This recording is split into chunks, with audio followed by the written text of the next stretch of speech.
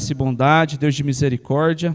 Quero te agradecer, Pai, te louvar, te bendizer por este momento, ó Pai, que o Senhor tem proporcionado para cada um de nós, ó Pai, em especial para cada jovem, Senhor, que aqui está, cada adolescente, que este momento seja um momento, ó Pai, de edificação, Pai, para a vida de cada um, que o Senhor, pelo Teu Santo Espírito, Pai, venha usar, Senhor, os Teus servos que aqui estão, pastores, ó Pai, para direcionar com sabedoria, com entendimento, segundo a Tua palavra, Senhor, a cada assunto, Pai, a cada dúvida aqui colocada, Senhor, e que sirva, Pai, de orientação para a vida, Pai, e a vida de cada um seja abençoado, para a glória do Teu santo nome, Pai, no nome de Jesus, assim nós oramos e te agradecemos.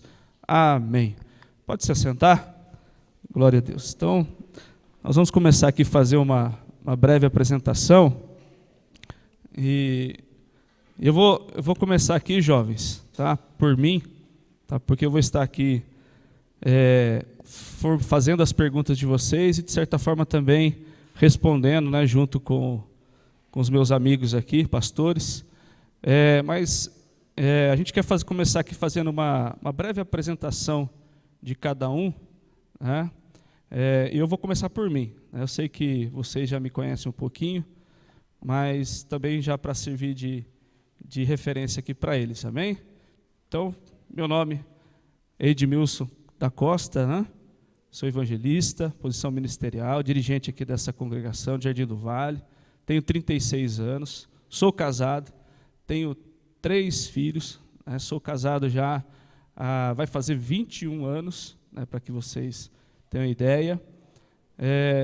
Trabalho numa multinacional aqui em São José dos Campos, tenho por profissão analista tributário, sou formado em administração financeira e também formado em curso médio de teologia. Tá? Só para vocês terem uma base, né, de quem sou eu. Eu tenho uma carreira ministerial aí, um pouco curta, vou completar apenas 11 anos de carreira ministerial, desde, né, da consagração ao diaconato até agora esse momento. Amém? E agora eu queria apresentar e pedir para ele se apresentar aqui. Vou começar pelo pastor Jairo. Isso, por gentileza. Bem, gente. Ei. Pai do Senhor, tudo bem com vocês? Vocês estão bem? Eu estou meio nervoso, não sei se vocês estão, mas eu estou. Bem, meu nome é Jairo, sou casado há 14 anos, eu digo assim que é uma das mulheres a mulher mais linda da face da terra, para mim. Já há 14 anos eu sou casado, sou pai de 2 filhos, trabalho também numa multinacional, sou formado em administração de empresa, sou formado, também fiz técnico em eletrônica, tenho bacharel em teologia, e a minha carreira ministerial, desde quando eu fui consagrado a diácono, fui consagrado com 17 anos. Tenho 35 anos hoje, então aí já são 18 anos dentro do ministério. Prego desde os meus 16 anos de idade. E é isso. Sou evangelista consagrado, na parte de consagração evangelista. Já dirijo igreja faz uns 10 anos. Desde os meus 22 anos eu dirijo igreja. Então já são 13 anos, melhor dizendo, dirigindo igreja aí. E, para minha alegria e tristeza, eu não sei de alguns, e alegria de outros, eu sou líder geral de vocês. Então, aí já veio. Então, vocês maneiram na pergunta. Glória a Deus. Deus abençoe. Jairo.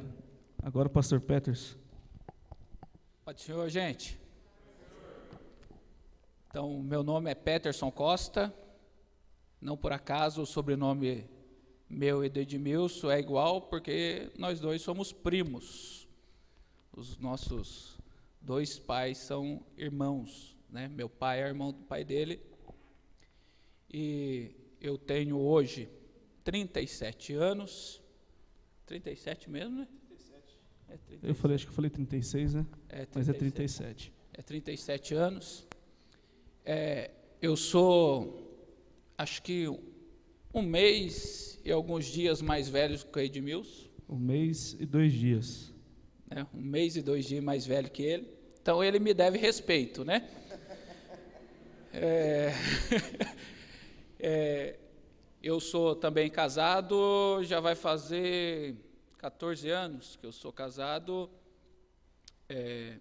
tenho 2 filhos também, trabalho também numa multinacional, perto deles dois, né? Perto deles dois, essa multinacional em São José, já vai fazer, fez 13 anos que eu trabalho nessa multinacional, sou dirigente de congregação, vai fazer 11 anos que eu dirijo congregação, ininterruptamente, né? Sem falhar nenhum dia dirigindo congregação, né? Uma breve carreira no campo missionário junto com meu pai, que ele passou algum tempo no campo missionário, no sul de Minas. Eu fiquei, quando meu pai veio embora do sul de Minas, eu fiquei aproximadamente 3 meses dirigindo a igreja sozinho no sul de Minas, não era casado ainda, era solteiro, mas dirigi a igreja sozinho mesmo, no sul de Minas. O que mais que faltou falar? Acho que só, né? Acho que só, né? Como o Jairo falou, eu também estou nervoso, já me deu bastante dor de barriga hoje. Vai devagar comigo, tá, gente? Em nome de Jesus. Legal. Pessoal, eu quero de antemão agradecer aqui o Jairinho. Vocês vão me ver aqui tratando-os pelo apelido, né? Ou pela forma mais aberta, né? Mais pelo amor de Deus.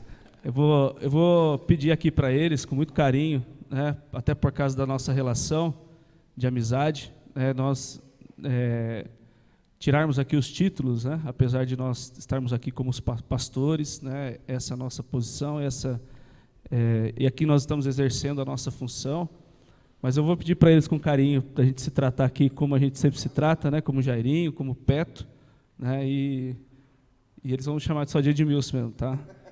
Os meus apelidos não são muito bons, não. Mas eu quero agradecer eles primeiro pelo convite, né? Por eles estarem aqui. Tenho certeza que vai ser um momento bem interessante, né? Porque como vocês puderam ver aqui nas apresentações, apesar de nós termos idade, né? Não muito assim tão madura, né? Nós temos 37 anos, eu e o Peto, Jairo, 35. Varão, nós estamos dentro da igreja. É isso mesmo? É verdade, Varão. Eu tô acabadinho que eu trabalhei muito no sol, mas... Mas nós temos uma carreira já, né? Uma caminhada com Deus, ministerialmente, umas experiências, né? de casamento já, bem interessante. Então, eu acho que para vocês, jovens e adolescentes, a nossa experiência que a gente tem e a idade que a gente tem, acho que vai servir bastante de referência, né? De direcionamento aí diante das dúvidas que vocês têm, tá certo? Então, Deus abençoe Peto e Jairo.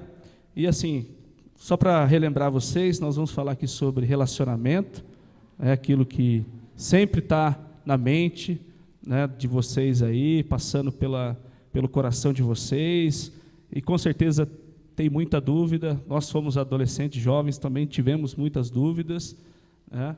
Depois nós vamos falar sobre chamada ministerial, que eu acho que, pelo menos para alguns, isso tem sido de grande importância também, e como jovens, talvez há muita dúvida também sobre isso, e depois nós vamos entrar numa seara um pouco mais interessante aí, que é sobre teologia reformada, né? Depois, quando chegar nesse tema, eu vou dar uma ideia, um overview para quem não tem familiaridade com esse tema, e aí depois nós vamos entrar nas perguntas, tá certo? Então nós vamos começar com as perguntas aqui. Eu já tenho aqui algumas perguntas para serem feitas aqui, e aí, se tiver depois mais alguma, vocês tragam aqui, tá? Agora são 25 para as 8, tá? Então nós vamos tentar trabalhar aqui aproximadamente 20 minutos aí para cada pergunta. E agora eu já vou começar aqui com vocês, tá certo? E Como tem poucas perguntas por enquanto, a gente pode responder. Faça uma pergunta e que vocês respondem a mesma pergunta, tá bom? Vamos lá. Primeira pergunta aqui, olha.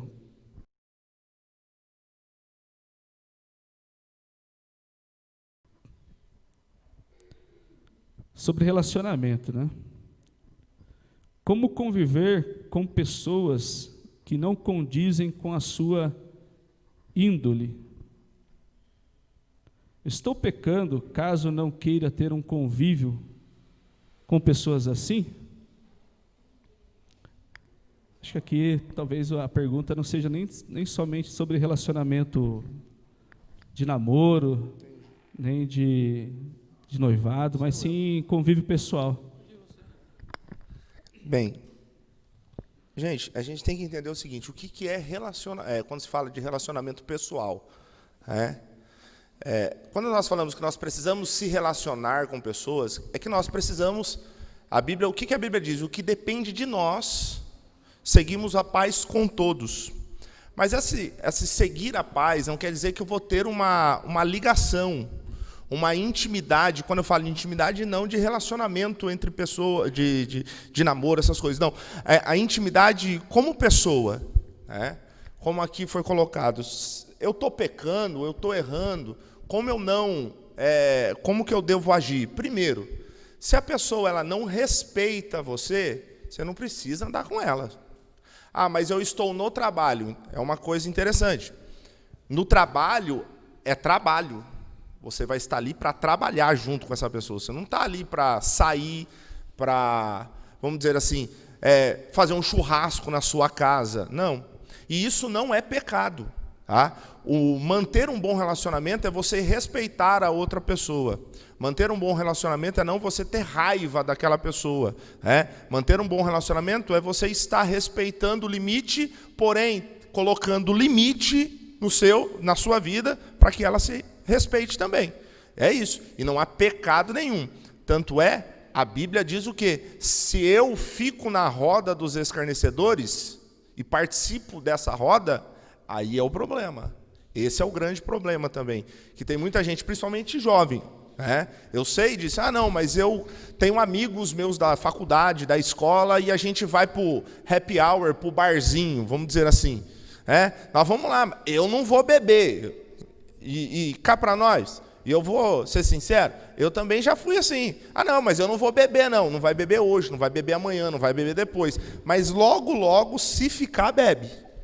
Se ficar, vai tomar um gorozinho aí para ficar meio ligadão. E é fato. Então, esse relacionamento, você precisa de ter com as pessoas dentro do seu convívio, que é a parte ministerial, a parte da igreja. Na minha época de juventude, acho que eu creio que nós somos da mesma época, e para quem não sabe, nós éramos adolescentes juntos. Então, você imagine só nós três, do jeito que éramos. Uma bênção, os dois. Eu já não era, não. Tá? Porém, nós estávamos, na nossa época, quando nós íamos para o culto, depois do culto, o que a gente ia fazer? Lanche, na casa de alguém, assistir um filme, mas dentro da igreja. Um relacionamento com as pessoas da igreja. Pessoas de fora, não tem como nós temos uma intimidade de relacionamento, porque a própria Bíblia diz, as más conversações corrompem os bons costumes. A Bíblia diz, não tem como andar dois no mesmo caminho, se não tiver de acordo. E eu uso um texto aqui que a gente só usa para casamento, para namoro. Jugo desigual. Jugo desigual é tudo, gente. É tudo. É tudo, não é só namoro. Jugo desigual é tudo. Então, isso não é pecado. O pecado é se você ficar maldizendo, xingando, humilhando a pessoa. Mas o que depender de você, você mantém o respeito e também impõe o respeito e o limite dentro da sua vida. Tá bom? Eu concordo com o pensamento do Jairo, e eu só quero aplicar mais algo, dizendo que não é pecado, tá? Se não condiz com aquilo que você acredita, com aquilo que você vive, não é pecado, né? A Bíblia fala que é para a gente corrigir a pessoa 2 ou 3 vezes. Se ela não aceitar a correção e não mudar a vida dela, é para a gente se afastar dela, né? Então, não é pecado. Não odeie, não trate mal, mas também você não precisa levar para dormir no seu travesseiro essa pessoa, né? E dar Nutella na boca dela a noite inteira para ela ser dócil com você ou se agradar do jeito que você é, ok? Vou acrescentar um negócio aqui, ó. Inclusive, vocês vão me desculpar, inclusive dentro da igreja, viu? Inclusive dentro da igreja. Ah, é do mesmo grupo, mas você sabe que aquela pessoa é zoeira, mano. Não condiz com você. Você chama para orar, não quer orar. Ah, mas ele chama você para zoar o barraco. Ah, não, eu vou lá. Não, é da igreja. Aí é que vem também. Não é só porque é da igreja que condiz com os pensamentos. Mas humilhar não, tá bom? Bom, acho que o pastor Jair e o pastor Petro já falaram tudo aqui, né? Só para reforçar, né? É pecado se você se envolver com essas pessoas de má índole e praticar, né, aquilo que eles praticam, né? Pessoas que, até como o Jair acabou de colocar, estão dentro da igreja, estão dentro do grupo, né, chamado igreja, mas vivem uma vida pecaminosa, uma vida de iniquidade, né? E se você compactua, se você está junto, você apoia, né, e até incentiva, isso sim é pecado, né? Ao contrário que a Bíblia diz, em especial ali Paulo escrevendo para a igreja de Coríntios, né? Paulo ele reforça a igreja de Coríntios para se afastar dessas pessoas, né? Não ter convívio com essas pessoas, né? Ah, pastor, mas é um amigo, é uma pessoa querida, é alguém que cresceu junto comigo, ou de repente conheci na escola, é uma excelente pessoa comigo, né? Vou deixar, como o Peterson falou, olha, chega diante dessa pessoa, fala, olha, eu não concordo, a minha posição é essa, a minha visão é essa, né? A minha visão é bíblica, a Bíblia diz isso, isso, isso, eu não posso e não devo andar com você porque eu estou indo para um caminho de pecado, né? Para tentar o quê? Salvar essa pessoa, trazer essa pessoa para o caminho da luz. Se essa pessoa não quiser, é aquilo que a Bíblia fala, olha, se afasta dela. Eu tive rapidamente, eu tive uma experiência na minha juventude, quando eu me afastei um pouco da igreja, de me envolver com pessoas do trabalho, de faculdade, né? A partir do momento que eu tomei a decisão de andar nos caminhos do Senhor, trilhar realmente aquilo que a palavra de Deus disse, eu tive que tomar essa decisão, né, de fazer essa separação. Hoje eu trabalho com essas pessoas da mesma forma, tenho contato com essas pessoas da mesma forma, mas aquele contato, né, oi, tudo bem, como vai, de oração. Por quê? Porque não cabe mais, né, eu trilhar com essas pessoas, porque eles continuam no caminho de iniquidade e eu no caminho, com a graça de Deus, no caminho da luz. Aí o que eu tento fazer é isso, falar, olha, quando as pessoas estão junto comigo, falar, olha, você mudou, a sua vida mudou, você é uma pessoa diferente daquela época. Eu falo, isso é tudo Jesus que faz na nossa vida. Hoje eu ando no caminho correto, tá certo? Mas nada impede de eu ter esse contato profissional, né? Um contato, mesmo que superficial, de amizade, né? De distância. Esse é o caminho, né? Bom, vamos lá. Nós vamos entrar agora aqui para algumas perguntas mais voltadas para o relacionamento mesmo, né, de namoro. Vamos lá. Pergunta fácil aqui, ó.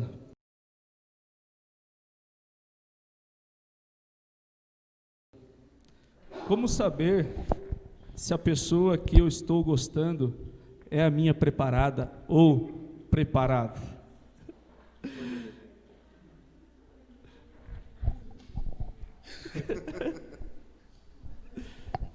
Gente, eu entendo que o relacionamento a gente nunca vai ter uma bola de cristal para decifrar quem é e quem não é preparado, né? Mas a recomendação que eu tive e eu passo e comigo deu certo, que eu segui por esse caminho e eu passo para as pessoas é o seguinte: olha como essa pessoa trata o pai e a mãe dela, né? Olha como ela se comporta na frente do pai, da mãe, no meio da sua família, né? Porque provavelmente ela vai te tratar da mesma forma, né? Então, como que eu vou saber se é preparada ou não, né? Alguém fala, não, porque na Bíblia fala que quando foi buscar preparado para Isaac, o moço saiu e a mulher foi dar água para os camelos, e faz aquela atrapalhada toda. Gente, Deus tem muita coisa para fazer no mundo, né? Principalmente salvar as nossas vidas, né? Principalmente, né? Deus, ele não vai trabalhar como cupido nosso, né? Ou a gente ficar esperando alguém vir, pôr a mão na nossa cabeça, ou pegar na minha mão e levar até na mão da pessoa que eu estou gostando e falar, não, é isso que vos digo, vocês dois têm que viver eternamente juntos, né? Deus tem muita coisa para fazer no mundo do que isso, né? Então, como que eu vou saber se é preparado, né, ou não? A gente só vai saber se é bom ou não experimentando. Só que cuidado para não experimentar muita coisa aí, que você pode pegar algum veneno, ok? Tenha consciência. Perfeita você não vai achar a pessoa, né? Não vai achar a pessoa perfeita. Vai ter vários problemas com essa pessoa, de relacionamento, de conflitos, porque você viveu uma vida que essa pessoa provavelmente ela não viveu, teve uma educação que provavelmente essa pessoa não teve. Então vai chegar um ponto que vai ter conflito, vai ter confusão, e os dois vão ter que ceder para não perder, ok?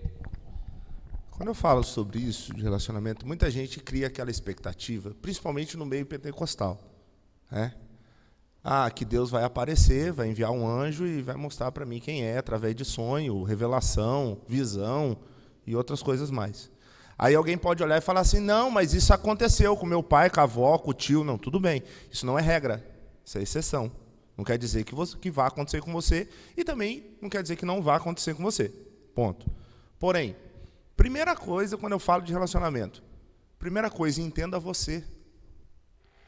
Você sabe o que você gosta? Você sabe o que você quer ser? Você conhece o que te faz feliz? Conhece o que te deixa triste? Porque as pessoas entram dentro de um relacionamento procurando coisas que nem ela tem, que nem ela sozinho consegue ser, e aonde se frustra.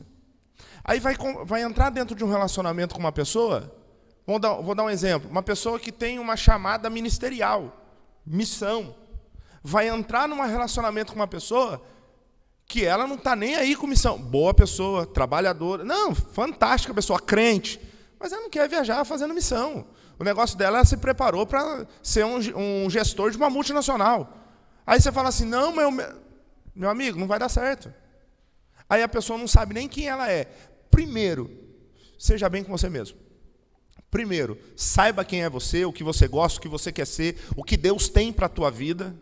Através disso, você vai procurar nas pessoas que estão ao seu convívio, né, pessoas que compactuam com os mesmos ideais, com os mesmos objetivos, porque relacionamento é o quê?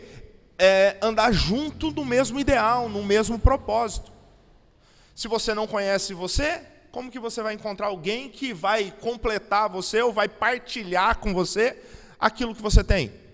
Jamais. Então, primeiro é isso, tá? E aproveitando o gancho que o Petinho acabou de dizer aqui, veja se a pessoa é trabalhadora. Primeiro, é crente? É. Oração? É. Esse é o primeiro fato, tá? Depois, não quer trabalhar, moça? Sai fora, porque senão eu sei que sustenta ele, tá? Depois você não reclama, não vem pedir oração para mim, não. Ou qualquer pastor. Ai, pastor, ele não quer trabalhar. Eu falei, mas já sabia. Sustenta o cabra agora. O camarada tem 30 anos, está na casa da mãe ainda, gente. Sai fora. Vai ficar jogando videogame lá. É. Fica trabalhando. Quer virar a noite jogando videogame com os amigos? Sei que vai fazer pipoca para ele, tá? Não, é sério. Eu costumo dizer, e é verdade. Ó, tá começando, né? Tá querendo aquele tralalá todo lá? Que na igreja é para isso, tá, jovem? Vai no congresso, né? Um zóio fechado adorando, o outro aberto. Que tiro que eu vou dar, Jesus? Porque tem muita gente que fala assim, não vem para a igreja pensando em namoro, não. Não, você tem que vir. Aonde você vai arrumar, então, se você não pensar aqui? É fato. É verdade. Então, assim, toda a gente foi assim. Eu pelo menos eu era.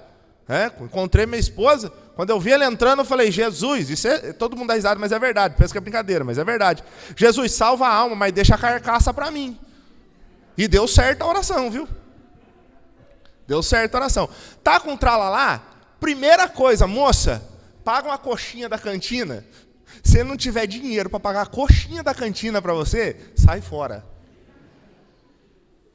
Sai fora. E vice-versa, que eu só peguei do lado do rapaz, né? Se a menina, meu filho, dorme até meio-dia, não ajuda a mãe a limpar a casa, não limpa nem o quarto dela, não lava nem a sua roupa, você vai casar?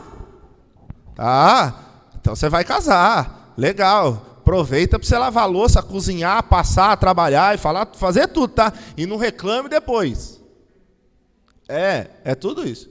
E uma dica que eu tenho uma menina que está fazendo 12 anos hoje, minha filha faz 12 anos hoje. Ela já lava a louça. Já vai começar a aprender a fritar pelo menos o ovo, vamos dizer assim. Porque tem gente, hoje nós estamos vivendo na modernidade, né? Que todo mundo pensa assim, não, que nem a moça, né? Fala assim, eu vou casar com gente rico. Ah, minha filha, minha esposa também pensava que ia casar com alguém rico. Ela também, com toda moça, pensava, vai vir no cavalo branco. Coitado, não vem nem numa bicicleta velha barra forte. Eu vou casar com ele, com um homem rico. Vai, Deus te abençoe. Mas uma hora ou outra, você vai precisar cozinhar para o seu esposo. E vice-versa, eu vou casar com a mulher, eu vou ser rico. Eu também queria ser. Espero que você seja. Você pagar... você vai ver só. Então, dica de relacionamento. Primeiro, seja feliz com você. Conheça você. E depois procure as suas características que encaixe com aquele ou aquela que você queira se relacionar. E detalhe, que agora a gente precisa falar isso aqui, sabia, Edmilson? Sabia, Betinho? Menina namora com menino. E menino namora com menina, viu, gente? Pelo amor de Jesus. Vou contar um caso aqui. Um rapazinho de 16 anos de idade, eu dirigi o Vila Branca. O rapazinho chegou para mim, pastor, eu preciso conversar com o senhor. Eu falei, quer conversar aqui? Não, na secretaria. Aí a gente entrou na secretaria, quando tem secretaria, o negócio é feio, né? Se o pastor Edmil chamar vocês para a secretaria, sai vazado. Já pede oração, já. Aí eu falei assim, o que foi, pastor? Tá uns negócios estranhos. Eu falei, que negócio estranho? Falei assim, é que eu fico olhando muito para uma pessoa na igreja, o culto está vindo, eu fico olhando muito para a pessoa, e a pessoa passa, o meu zóio acompanha, e não sei o quê. A primeira coisa que eu perguntei para ele assim, é menina? Ele falou assim, não é, pastor? Eu falei, graças a Deus. Ô, glória. Ele falou, que isso, pastor? Eu falei, hoje a gente tem que perguntar. O difícil é chegar para mim e falar assim para mim, assim, pastor, estou gostando de quem? Ai, aquele menino, cabelo liso, lindo. É complicado, gente. Tá? É natural. Tá? Vocês dão risada, mas é sério. Gente, eu acho que um dos grandes segredos para descobrir qual é a pessoa ideal para mim é quando você começa a se interessar por outra pessoa, você tem que olhar na vida dela e depois olhar para você e pensar o seguinte, o que eu estou disposto a ceder da minha vida para aquela pessoa ser feliz? Você tem que pensar nisso. O que eu posso ceder, né? Eu gostava muito de jogar futebol, né? Gostava muito mesmo. O Edmilson sabe que eu era viciadão em jogar bola, né? E uma das coisas que eu tive que ceder muito foi parar de sair por racha, até com os meninos da igreja, né? Teve uma época a gente que ia, alguns dirigentes, a gente ia jogar bola, né, Edmilson? Alguns dirigentes. Não conta pra ninguém, viu, gente? Principalmente para o pastor presidente. O pastor Manuel dirigente de congregação jogando futebol. Então eu tive que ceder por quê? Porque a minha esposa, ela gosta muito da gente estar junto, tudo, né? Ela é cabeleireira. Tem dia que eu fico olhando ela fazer cabelo da cliente só para ficar perto dela, mas eu tive que ceder, né? E ela teve que ceder várias coisas para me fazer feliz também, né? Dentre elas é ter deixado eu comprar um videogame, que eu sempre quis ter um videogame, né? Coisa boba, né? Mas meu pai é daqueles crentão matutão mesmo, né? Então lá em casa não podia, né? Não podia ter isso. E eu nasci na igreja, cresci na igreja, meu parquinho foi corredor de igreja, banco de igreja, nunca desviei, nunca saí da igreja, nunca fiquei um mês sem ir na igreja, né? Então minha vida é a igreja, né? Então eu queria sempre ter um videogame, nunca podia, mas quando eu casei, graças a Deus a minha esposa me deu um videogame de presente, glória, né? Só para me fazer feliz, né? Então eu tenho que olhar para mim e ver o que eu estou disposto a ceder para outra pessoa ser feliz. Esse é a grande sacada, como eu descobri que uma pessoa é preparada para mim ou não. Pessoal, é isso aí, tá? Só quero pontuar aqui, complementando o que eles já falaram. Eu acho que orar, buscar Deus, a gente precisa fazer em tudo na nossa vida, tá? Inclusive também quando nós estamos buscando alguém para a gente construir um relacionamento, né, e levar esse relacionamento do namoro para o noivado até o casamento. Acho que isso é fundamental. Mas como foi pontuado aqui, a gente tem que ficar esperando um profeta ou anjo descer aqui e falar. A gente tem que olhar todas as características, tudo aquilo que foi colocado aqui, os valores que aquela pessoa tem, né? Se bate com os nossos valores e aí procurar saber se aquela pessoa está disposta, né?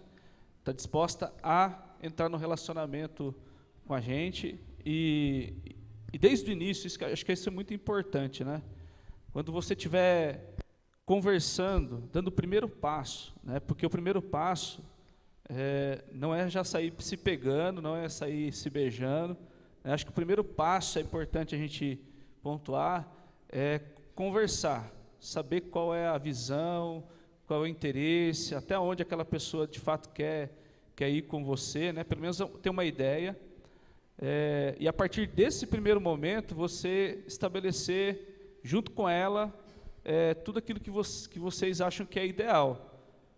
Nesse primeiro momento você já vai ter uma ideia se aquele relacionamento de fato é um relacionamento que Deus aprova ou não, né? Então, e é isso que a Bíblia nos ensina, né? Olhar para os valores, olhar para o ideal, olhar para aquilo que aquela pessoa tem para nos oferecer e aquilo que nós temos para oferecer, como o Peterson falou, né? E às vezes acontece muito, a gente está orando por alguma coisa e Deus está colocando assim, diante dos nossos olhos, e nós estamos esperando o anjo descer, o profeta aparecer, e Deus está colocando ali, E outra, não olhe para a aparência, tá? Isso é algo muito importante, né? Graças a Deus, graças a Deus que a minha esposa não olhou. Nós três aqui, nós tivemos uma boa sorte da parte de Deus. Nós temos, com todo respeito aqui aos meus amigos aqui, nós temos esposas lindas, abençoadas, e nós três aqui somos feinhos. Imagine se as nossas esposas... o relacionamento, ou você escolhe beleza ou estabilidade. Então, As mulheres escolheram estabilidade, nós escolhemos a beleza. Não dá para ter tudo ao mesmo tempo. Tá O bom, melhor gente? do mundo é ter os dois, mas E outra, pros meninos, Mary Kay resolve qualquer coisa. Pras meninas, um banhinho de loja, sabe? Um perfuminho, uma academia, resolve também, tá bom? Fica em paz. É isso aí. Vamos lá. Já foi os 20 minutos, né? Do primeiro tema. Acho que boa parte das perguntas que já foram feitas aqui, pessoal, eles já responderam, né? Já pontuaram aqui. Então, eu vou subtrair algumas aqui, tá? Porque são perguntas muito próximas. Mas eu vou fazer mais uma aqui, ou duas, para a gente poder encerrar e ir para o próximo tema, senão nós vamos ficar aqui até amanhã. Vamos lá. Qual é o tempo ideal de um relacionamento até chegar ao casamento? Se Deus não confirmar o namoro, como vou saber? Isso aqui já foi respondido, né? Mas olha lá.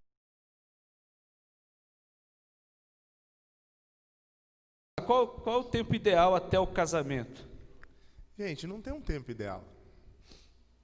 Mas também não é para você namorar há 10 anos, né? Vamos ser sinceros? Vou namorar 10 anos. Vai. É um namoro santo. Coitado. Não, gente, não tem um tempo ideal. Ó, eu vou falar de mim. Eu namorei 3 anos e meio. Namorei, noivei e casei durante 3 anos e meio. Eu conheço pessoas que namorou 3 meses e casou e estão bem. Como eu também conheço pessoas que namorou 3 meses, casou 2 anos e separou. Conheço pessoas que namorou 10 anos, casou e em menos de um mês separou. Conheço pessoas. Então isso não tem uma média. Só que tem um porém. Também, você que vai dar o seu limite. Namoro, conhecimento. Conheceu, é isso que quer, conversou, tem condição, está trabalhando, vai pular para o noivado. Noivado já não é namoro, noivado é preparação de casamento. Já noivou, já tem que saber o seguinte: noivei, vou casar daqui a 2 anos, vou casar daqui a 1 ano. Tem gente que fala assim: tô noivo, namorou 5 anos, tá noivo, vai casar quando? Sei não, Deus proverá, a gosto de Deus. Sai fora. E não adianta, quanto mais o tempo do namoro for, mais pentecostal fica, viu? Você sabe de namoro pentecostal. O João está olhando para mim, dando risada ali. Ó. Você sabe de namoro pentecostal. Giovanni está namorando, Giovanni? Né? Mas o namoro seu tem que ser batista, filho. Presbiteriano. Tá? Namoro pentecostal, irmão, é fogo para todo lado e cheio de língua estranha para tudo quanto é lado. Gente, namoro pentecostal não. Quanto mais tempo for, mais esquenta o relacionamento. Isso é fato. E não adianta a gente tapar o olho e falar assim: não, são tudo santo, Jesus. Não é, não. Cláudio Duarte diz que os hormônios não é santo, é tudo desviado. E é verdade. Então, assim, não tem tempo. Mas também não vai extrapolar também. Seja sensato. Acho que o Jairo já respondeu, né? Não tem tempo, não. Eu, no meu caso, foram 10 meses. Conheci, namorei, noivei, depois de 1 mês de noivado, casei. Né? Então, o meu foi 10 meses, essa preparação toda. Né? Fui morar no fundo da casa do meu pai, não é o ideal, mas era o que tinha no momento, né? Porque eu entendia que se eu prolongasse mais o meu namoro, eu entendia que eu ia cair em pecado, né? Então eu antecipei o casamento para não cair em pecado, né? Aí depois que casou, partiu para o abraço, né? Então eu propus para minha esposa a gente antecipar. Na verdade, o pai dela mora em Minas e é um pouco longe. E eu fui conhecer o meu sogro na semana do casamento. Sorte sua, hein? E meu sogro falou assim para mim: rapaz, vou te falar uma coisa, se eu fosse você eu não casava, porque ela não sabe cozinhar, o negócio dela é trabalhar. Ela não sabe cozinhar, não sabe cuidar de casa, sabe limpar a casa, mas não sabe cozinhar nada. Ela só trabalhava em loja. Só que eu já tinha colocado no meu coração que eu queria casar, né? No começo foi difícil comer a comida, mas eu comia, bebia suco, bebia coca, refrigerante, para descer, né? E nunca reclamei, né? Nunca reclamei, porque eu sabia com quem eu estava casando, né? Ela conta isso, se alguém perguntar para ela, ela vai contar que ela quase me matou, né? O tempero do bife que ela fazia para mim, ela só tacava o sal e punha na frigideira para fritar, mais nada, né? E eu comia, tá uma delícia, né? Falava para ela, né? E comia, mas não tem o tempo ideal, né? Tá preparado para casar? Casa, cara, casa. Se você sabe que vai dar certo, que é isso que você quer, casa, tá? Casa, tá? Não fica enrolando não, porque é perigoso demais, e a gente está vivendo em um tempo que, como pastor, a gente deve falar isso, que a flexibilização da igreja em uso e costume não flexibilizou comportamento para pecado, né? Então tem gente que está entendendo o contrário, acha que a igreja abriu mão para tudo acontecer dentro da igreja, é negativo, né? E se um dia a igreja abrir mão para isso, Deus ele não abre mão dos seus princípios nunca, né? A igreja pode abrir mão, os pastores podem abrir mão e ser condizente com o pecado, mas Deus, ele não pode negar-se a si mesmo, né? Ele tem princípio, e o princípio de Deus fala que o relacionamento conjugal de homem com mulher é após o casamento. Então, deu para casar, casa que é a melhor coisa. Tem duas perguntas aqui que eu acho que é interessante sobre esse relacionamento. Vamos embora. Até meia-noite é dia, né, não, gente? Aí a gente encerra, tá? Aí eu vou. Então vamos lá. Acho que é importante, Jairo e Peterson, porque acho que pela pergunta aqui, pessoas precisam de conselhos um direcionamento nessas perguntas, né? Parece bobeirinha, né? Mas eu acho que eu julgo importante.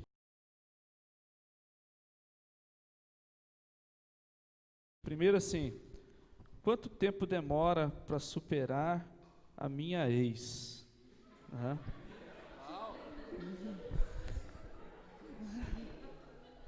Tá aqui, vocês perguntaram.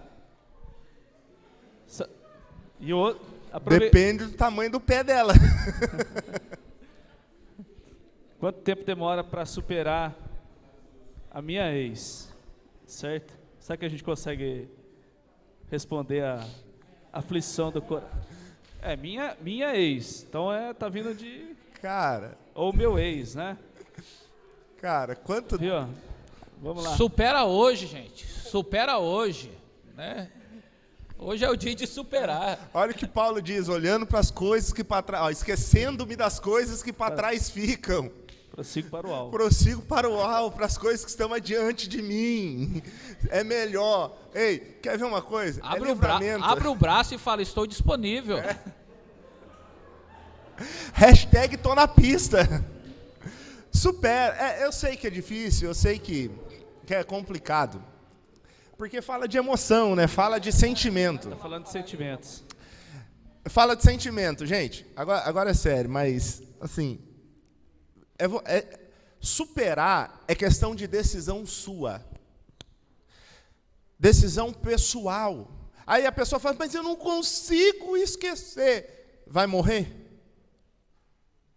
Vai pro lado Paraíba? O senhor não está dando importância para os meus sentimentos. Tem 16 anos de idade. Está falando que a última pessoa era a pessoa da sua vida. Não é não, pode ficar sossegado, vai ter mais. Só que depende de você. É olhar e falar assim, o que viveu foi bom, é legal, foi legal. Aprendizado fica, né? E o aprendizado primeira coisa, escuta isso daqui, ó, pega essa visão, como diz o pessoal aí. Escuta isso aqui. Analise o que foi de bom e o que foi de errado. O que foi de bom, legal, guarda para você aqueles momentos bons. O que foi de errado, aprenda. Para que o próximo relacionamento você não cometa o mesmo erro. Seja na escolha e seja também na parte de convivência. Sabe qual que é o grande problema? Existe uma frase aí, ó. Quem não reflete, repete as mesmas ações. Você conhece pessoas assim? Com certeza você conhece pessoas que se relacionaram com pessoas num relacionamento abusivo, num relacionamento de prisão, de um ciúmes extremo, seja o que for, certo? Que na realidade largaram, e quando largaram, no próximo relacionamento, se relacionaram com uma pessoa diferente, mas com as mesmas atitudes. Já viu pessoa que só estava com tranqueira? Aí fala assim, ele só fez mal para mim. Aí o próximo relacionamento da pessoa é com as mesmas características. Sabe por quê? Porque não refletiu.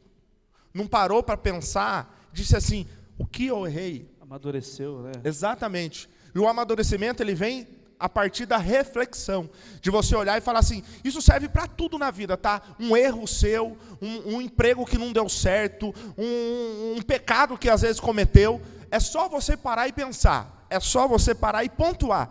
Errei, mas qual foi o ponto? Da onde foi? O que eu posso mudar para que isso não venha acontecer? Será que eu procurei aonde estava certo? Quais foram as atitudes daquela pessoa? A partir do momento que você reflete isso, você vai entender aonde você errou. E quando você aprender isso daí, você não vai errar mais. Você não vai errar mais. Então, o superar está nisso também. Você olhar, ver o que é bom, guarda, porque bom é bom. O que é ruim, aprenda para que não aconteça mais. E sério, bola para frente. Bola para frente. Ele não te quis ou ela não te quis? Tem gente que te quer. Pode ficar sossegado. Ninguém nasceu para viver solteiro. Tá? Até para frigideira a gente arruma uma tampa, meu filho. Não pode ser que não encaixe, tem que bater, entortar um pouco, mas não esquenta a cabeça não. Tá? A gente arruma. Mas bola para frente. E enquanto você está esperando, olhando para o passado, teu presente está passando, seu futuro não existe. Às vezes a bênção está no seu presente, você está olhando lá atrás, lá, mas como ela é linda, você vai ver. Você vai ver, daqui a pouco tem outra mais linda ainda, ou outro mais lindo para chegar na sua frente. Comigo... Já revelou aí quem é, hein? Toma posse! A minha experiência com ex, gente, que eu me lembre, eu só tive 3 namoradas. Né? Namorou bem, hein? 3 namoradas. Eu só namorei uma. É sério. Namorada. 3 namoradas. Séria foi que uma. Eu assumi como namorada 3. Né? Não deu certo, né? Não deu certo. E, na verdade, foi elas que terminaram comigo. É sempre assim. Né? E dói, gente. Eu sei que dói. Só que hoje, como eu superei, elas não eram dignas de andar do meu lado. Aplaude aí, dá aplaude. pra aplaudir, boa, não dá não, gente? Dá até pra aplaudir. É isso aí. Se valorize, gente. Se valorize aí, né? Se valorize, pô. Se valorize. Você é bem melhor. Valorize. Vocês são criados uma ótima família. Papai e mamãe rala para criar vocês, ou o responsável por vocês. Então se valorizem. Vocês têm Jesus na vida, tem o Espírito Santo que habita em vocês. Então se valorizem, né? Se valorize, né? Não fica aí chorando na esquininha, não à venda para qualquer um, não, ou esperando retornar, né, a maldição que foi embora da sua vida. Se valorize. Né? E comendo chocolate e sorvete também não dá muito certo não, tá bom, gente? O pastor Petro falou, o Petinho falou a verdade. Gente, quem perdeu foi ele ou foi ela, não foi você. Se você pensar assim, acabou. Tá? Quem perdeu foi ele ou foi ela. Faz carão, isso é da vida. Exatamente. Não serve a música? mas olha o que você perdeu, entendeu? Você vai passar e vai assim, olha o que você perdeu, fião. Já era. É nós, Queiroz, e está vindo mais. Fica sossegado. Pessoal, nós vamos mudar de assunto agora, tá? Já faz 40 minutos que a gente está nesse assunto, senão a gente vai perder o tempo aqui, tá bom? Perder o tempo não, né? A gente está investindo tempo, mas a gente vai deixar de falar dos outros assuntos aqui. Estou mudando de assunto, tá? Chamada ministerial, tá? Todo mundo sabe aqui o que é chamada ministerial, não? Chamada de Deus para realizar algo, né, em prol do reino de Deus. Vamos resumir dessa forma, tá? Primeira pergunta aqui.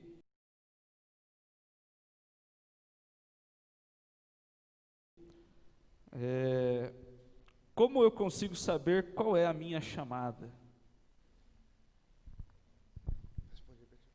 Essa aí. De começar. Primeiramente, você tem que saber o que você gosta de fazer dentro da igreja. Pastor, eu sou apaixonada por criança. Então, invista a sua chamada na área de criança. Pastor, eu sou apaixonado por música. Não canto bem, mas eu gosto de louvar. Então, vai estudar música, vai fazer aula de canto, vai... Pelo amor música. de Deus. Não... Vai fazer canto. Se gosta de cantar, estude. Porque ninguém... Gente, o problema... Eu vou cortar você aqui, Petit. Manda ver. O problema, gente, é quando a gente encontra aqueles profetas da vida que pega uma pessoa que não sabe cantar e olha para ela e fala assim, Deus te chamou para cantar, vejo você gravando CD. Aí o problema não é que ele falou, presta atenção, o problema não é o que ele falou, o problema é que a pessoa acreditou e quem vai ter que ficar com o BO são a gente, que é a gente que vai ter que aguentar ouvir a pessoa cantar desafinada, meu Deus. Então, você tem que saber o que você gosta. Eu quero exercer o ministério na área da palavra. Vai estudar a Bíblia, gente, né? Vai fazer um curso de teologia, né? Qualquer coisa, converse com o Jário. Eu não vou fazer propaganda aqui, mas converse com o Jário, que ele vai saber indicar algo legal para vocês, que eu faço parte também. Né? Então, vai estudar. Você tem que saber o que você gosta na igreja. Alguma coisa você tem que gostar, né? Eu gosto de limpar a igreja. Então, invista toda a sua vida ministerial na área da limpeza da igreja. E eu vou falar para vocês como pastor de igreja, está faltando gente nesse ministério, né? Para simplesmente limpar a igreja, né? Eu gosto de orar. Invista a sua carreira ministerial na área da oração, na área da intercessão, né? Disponibiliza um horário adequado para você orar, né? Vem orar com o círculo de oração, né? Vem orar com o pastor da igreja, né? Então, como que eu vou saber que área que eu...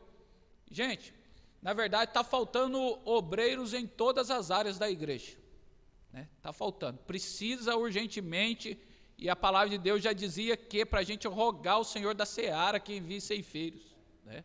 Então, desde aquele princípio lá da igreja primitiva já faltava gente para trabalhar de verdade, né, que ama, não por status, não para sair sua fotinha, não para o pastor ficar falando e te agradecendo em cima do púlpito, que realmente quer trabalhar, sem reconhecimento, sem salário, né, sem nada, mas querem somente trabalhar para o Senhor, né? Então está precisando, né? Está precisando.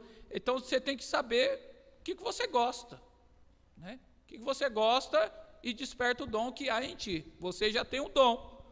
Você tem que saber o que você gosta e para despertar o dom que há em ti, você tem que começar a pedalar e começar a arregaçar suas mangas aí e trabalhar na área que você acha que é adequada para você. Mas, pelo amor de Deus, se não tem talento para cantar, se não tem talento para pregar, né, parte para outra área, gente. Parte para outra área. Tem muita gente falando bobeira, cantando ruim demais dentro da igreja, né? E só atrapalha os cultos. Gente, é assim, Deus sempre vai usar alguém também para confirmar a sua chamada. Isso aí é fato. Mas pegando o gancho aqui, se prepare para ela. Se for para pregar, meu filho, pregue bem. Se for para cantar, cante bem. Se for para ficar na porta, seja o melhor porteiro, o melhor diácono, seja mais um. O Petinho acabou de dizer aqui, ó, nós estamos cheios de pessoas e dentro, em cima de púlpitos, mas para mim, na boa, tá cheio de chaveiro de púlpito, gente. Parece vaquinha de presépio. Só põe um terninho, uma gravata, um título, uma carteirinha, mas quando você chama para orar, para pregar, para dirigir uma igreja, seja o demônio. Seja o que for, não faz. Gente, uma coisa que a gente tem que colocar na nossa cabeça e tirar um pouco, tirar uma coisa e colocar outra. Ministério, tira isso da sua cabeça. Ministério não é status. Tira isso da sua cabeça. E coloca, ministério é serviço, é trabalho. Ah, mas tem status, o status vai vir em qualquer área ministerial da sua vida, seja ela no púlpito ou seja ela na porta. Vou dar um exemplo aqui, diácono Daniel Lisbão. Pergunta no campo, qual pastor que não queria ter um diácono, um Daniel Lisbão na igreja dele? Que é o diácono da sede. Quem conhece o Daniel Lisbão? Quem conhece? É o pai do Miqueias, é o diácono mais antigo que eu conheço na vida. Acho que ele nasceu já diácono, gente. E não quer ser presbítero. E não quer ser, exatamente. Descobriu a chamada dele. E ele tem status por isso. Qual que é o status? O melhor diácono que eu já vi no campo de Jacareí trabalhando. Aí. E é um status. Você está entendendo? Porque todo mundo fala e tem ele como exemplo. Ah, mas não está no púlpito. Tá, gente, aí tira isso aqui. Ah, é legal estar no púlpito? É, claro que é, não vou mentir para você não. É legal você ver a sua fotinha no cartaz? É muito legal. Não estou dizendo isso. Mas isso não é status, isso ministério, é trabalho. Se você trabalhar bem na sua função que Deus lhe chamou, você vai ter, você pode até não ter uma foto no cartaz, mas você vai ter o seu nome comentado em todo lugar. É o que a Bíblia diz, né? Se servirmos bem como diácono, por exemplo, nós vamos alcançar boa posição. Sim. Então, se é para pregar, para com esse negócio. Ó, eu sei que aqui tem bastante pregador. Eu sei que aqui tem bastante cantor. Eu sei que falamos isso muitas das vezes por querer demonstrar uma humildade, por simplicidade. Sabe aquele negócio que a pessoa pega no microfone aqui e fala assim, eu não sei pregar, né, irmão? Eu não sei cantar. Você não sabe pregar nem cantar? Deixa quem sabe, então, fazer. Não há nada também de, vamos dizer assim, de arrogância, você reconhecer aquilo que Deus deu a você. Se Deus te chamou para pregar, e se alguém perguntar para você prega? Prego. Ministra? Ministro. Isso não é ser arrogante. Isso é você reconhecer a chamada de Deus na sua vida. Arrogante é você pensar que você é a última bolacha do pacote. E que não é. Tem muita gente muito melhor que você. Muito melhor do que eu. Todo mundo. Tá? Agora, se prepare. Tá? Se é para pregar, pregue bem. Com começo, meio, fim, com questão teológica, com conhecimento bíblico. Se é para cantar, cante. Sabe fazer as escalas aí, na voz melódica, harmônica, seja o que for. Procura um marquinho para estudar. Pelo amor de Jesus Cristo, faça uma coisa. Eu vou contar uma experiência só e eu encerro. Todo mundo conhece o pastor João Rangel aqui, né? O pastor João Rangel foi um pai para mim. É um pai para mim, foi não é? Com 17 anos de idade eu conheci o pastor João Rangel. Eu comecei a andar com ele com 17 anos de idade. Comecei a estudar com ele com 17 anos de idade. E teve um dia que nós fomos para Minas, na cidade de Camanducaia, num grande congresso lá. E indo daqui para lá, ele virou para mim e falou assim, você tem mensagem? Eu falei, tenho. Ele falou, então você vai pregar hoje no meu lugar. Eu ministrei naquele dia, gente. Olha para cá aqui, ó. Eu ministrei naquele dia.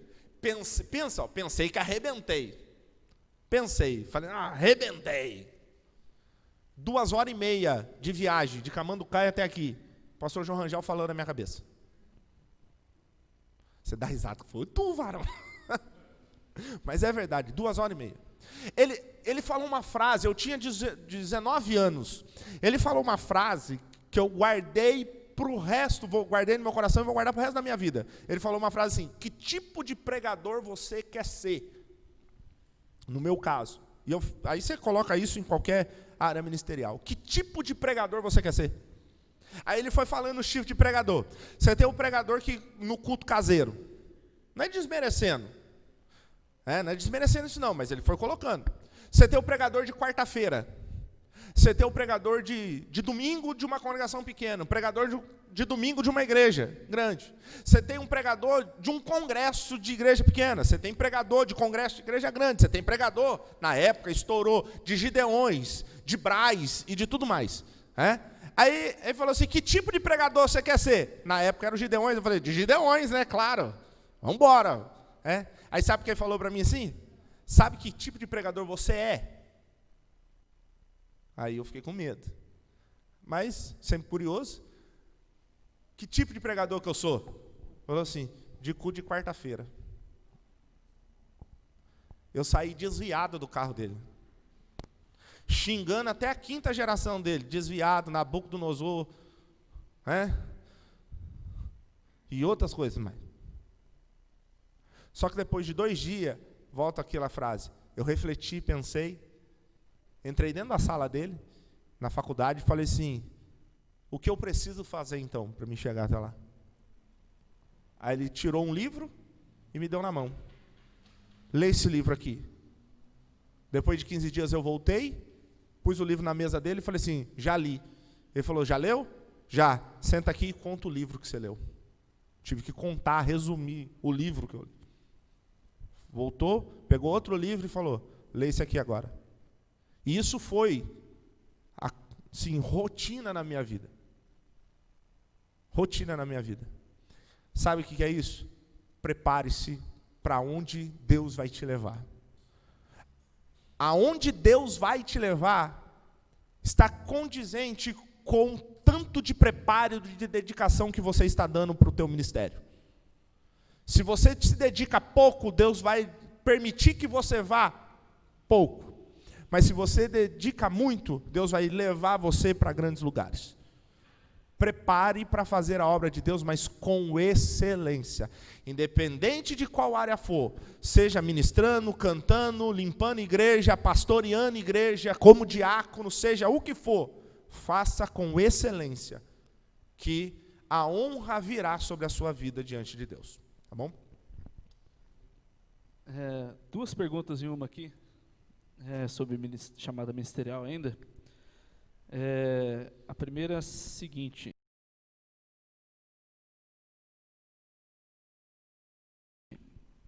Deus me colocaria, ou me escolheria para ser um pregador, mesmo eu tendo fraquezas? E se Deus me escolheu para um ministério, tem como eu dizer não e não sofrer nenhuma consequência? Vamos lá. Se Deus te vai escolher você sendo fraco, se Deus não escolher os fracos, meu irmão, eu estou indo embora. Deus escolheu as coisas loucas. Petinho, você tem fraqueza? Demais. Edmilson, você tem fraqueza, Edmilson? Misericórdia, varão. Gente, tem dia que eu olho e falo assim, sério, tem dia que eu olho no espelho e eu falo assim: o senhor tem certeza que o senhor me escolheu? O senhor tem certeza que eu vou pregar? Porque eu sou tão falho. Um dia eu usei essa expressão, um obreiro depois veio falar comigo, falou: você não pode usar isso. Eu falei: como não? Não deixa de ser verdade. Tem muita gente que é muito mais santo do que eu que não prega. Tem muita gente que ora muito mais do que eu que não prega. A partir do momento que você achar que você está bem para fazer uma coisa, você está ruim. Você está ruim. Porque chamada ministerial, capacitação divina na vida, é lógico, não está atrelado ao meu grau de santidade, como muitas pessoas dizem: sou santo, eu preciso demonstrar que sou santo. A partir do momento que você pensa nisso, na realidade você nunca vai demonstrar que você é santo. Porque santidade não se demonstra, santidade se vive. Santidade não é para expor, santidade é no secreto com Deus. Santidade não é expondo, santidade é secreto. E a Bíblia diz, Paulo dizendo que ele tinha um espinho na carne. A Bíblia fala que quando eu sou fraco, aí que eu sou forte. Então, mesmo você sendo pecador, Deus vai lhe escolher. E só que a questão da escolha está no querer de Deus. Que muita gente pensa assim, eu vou ser santo para ser escolher, para pregar. Gente, chamada é outra coisa que eu preciso dizer, isso aqui que a gente precisa dizer. Chamada está atrelada a duas coisas principais. Primeiro, que é vontade de Deus. É escolhido por quê? Porque Deus quis. Por que Deus escolheu o Petinho? Porque Deus quis. Por que Deus escolheu o Jairo, o Giovanni, você que está aqui? Porque Deus quis. E ninguém tem direito de olhar e falar assim, mas eu não escolheria. Problema é teu se você escolheria ou não. Deus quis escolher, escolheu. Então, primeira coisa de questão de chamada ministerial é a vontade de Deus. Deus escolheu pela sua vontade. Quando Deus chama Paulo, fala para Ananias, Ananias, vai lá na rua lá, unge Paulo. Aí o que ele fala? Não, ele está pegando. Não, o senhor escolheu errado. Não é para escolher ele não. O que Deus fala para Ananias? Vai lá, porque eu tenho para mim vaso escolhido. Então Deus não perguntou para Ananias, não quero nem saber. Em outras palavras, Deus está falando assim para Ananias, não quero nem saber o que você pensa, ou deixa de pensar. Eu escolhi, e acabou. Segundo, graça de Deus. Favor imerecido. Ninguém merece, mas a graça me alcançou. A graça te alcançou para fazer a obra de Deus. Então se capacite, se santifique. Mas você não vai se santificar por causa do seu ministério. Você vai isso é muito o erro de muita gente. Eu vou me santificar por causa do ministério. Então se não acontece no ministério, então não santifica mais, Petinho? Eu tenho que me santificar para encontrar com meu Deus na glória. E ministério não tem nada a ver com salvação, gente. Você está entendendo? Você vai ser salvo não porque não porque por seu ministério. Você vai ser salvo pela sua conduta, pelo seu caráter. Tá? Então você se santifica para salvação. Você se separa cada dia mais para a salvação. Tá? Então Deus vai te escolher e vai te usar da maneira, mesmo você sendo pecador. Tá? Só que tem um porém. Você quer só ser usado na terra ou você quer ser salvo? Você vai ser salvo pela sua conduta. Então o meu conselho é que você fique aí, ficando com a salvação. Que o ministério se santifique para a sua salvação. Que o ministério, se Deus te escolheu e pela graça, vai acontecer na sua vida. Tá bom? E qual era a outra pergunta? Eu já esqueci, eu falo demais, a minha esposa fala isso para mim, gente. Me ajuda aí. E tem um relógio daquele tamanho na minha cara. Sai para lá, Satanás. Se Deus nos escolher para um ministério, a gente não cumprir esse ministério, existe alguma forma de não sofrer consequência? Pedindo para Jesus matar você. Não, é sério, gente. Ninguém é obrigado a nada, sim ou não? Você é obrigado a alguma coisa aqui? Não, ninguém é obrigado a nada. Tá? Só que tem o porém. Mamãe já dizia para mim, desde pequenininho, manda quem pode, obedece quem tem juízo. As consequências vão vir. Mas eu tenho livre-arbítrio. Eu sei que tem uma pergunta, com certeza vai ter uma pergunta na teologia reformada sobre isso. Tá? Livre-arbítrio, eu tenho livre-arbítrio. Com certeza, todo mundo tem livre-arbítrio. Mas a partir do momento que você aceita Jesus, queridão, você abriu mão desse livre-arbítrio. Ninguém falou isso para você? Não? Então eu estou falando. Mas eu não sabia. O problema é teu, está sabendo agora. Porque quando você aceita Jesus, o que você está querendo dizer? Eu entrego a minha vida ao... Não seja feita a minha vontade. Não é assim? Eu não quero viver segundo os meus pensamentos. É tão bonitinha essa oração, né? Jesus, abro mão dos meus sonhos, abro mão da minha vontade. Mas na hora que a conta chega, queridão, você não quer pagar? Você aceitou Jesus, meu filho, você abriu mão do seu livre-arbítrio. Mas eu não posso voltar atrás? Pode, as consequências vão vir. Porque Deus vai conduzir você na vontade dele. Porque você disse para ele isso.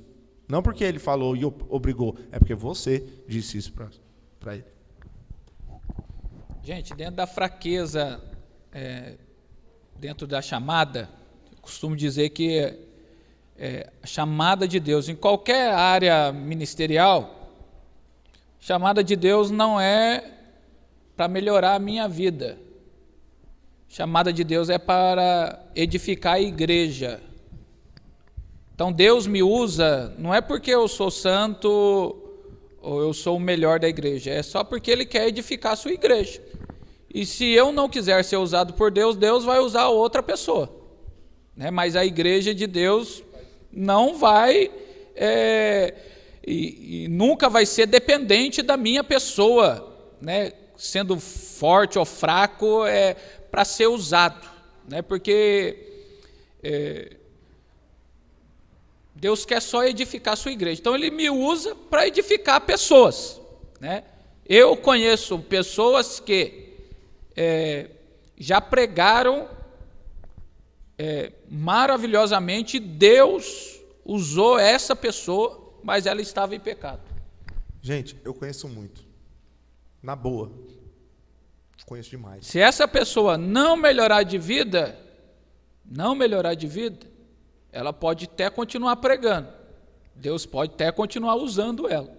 Só que ela não vai ser salva, né? Com status de pregador, carteirinha de obreiro, né? Nome, renome, né? Tudo que tem direito aqui, mas não vai ser salvo. Então, a minha fraqueza, eu devo me aproximar mais de Deus. Se eu acho que essa área que eu estou me sentindo fraco, de alguma maneira me prejudica no meu trabalho, na minha função ministerial dentro da igreja, eu devo me aproximar de Deus, né? É Deus que fortalece a pessoa, que dá força para a pessoa vencer nessa área que ela está debilitada no momento, né? Eu costumo dizer que oração, né? Oração, a gente não tem que orar pedindo para Deus fazer algo na nossa vida, né? Porque a gente quer que Deus age daquela maneira que a gente acha que Deus deve agir, né? Toda vez que eu orar, né? De verdade, não é ficar aquela petição tremenda lá, é orar de verdade, né? Eu vou me aproximar de Deus, e toda vez que eu me aproximar de Deus, aí eu vou começar a entender que os pensamentos de Deus são melhores que os meus pensamentos, que os caminhos de Deus são melhores que os meus caminhos, né? Aí eu vou entender o que o salmista disse no Salmo 139, que Deus, Ele conhece a gente, né? Desde quando a gente não tinha forma nenhuma dentro do ventre da nossa mãe, Deus já nos conhecia. Deus sabe de tudo da nossa vida, Ele sabe das nossas fraquezas também, né? E Deus te escolheu porque você é fraco mesmo, né? Deus te escolheu porque você é debilitado mesmo, né? Não dê essa desculpa em nome de Jesus, que porque você é fraco nesta área, você não pode ser usado por Deus. Você deve ser usado por Deus e permitir ser usado por Deus. A outra era? Sobre consequência de não cumprir o chamado. Se cumpriu o chamado. Se não cumprir, sofre consequência, ou existe alguma forma de não cumprir e não sofrer consequência?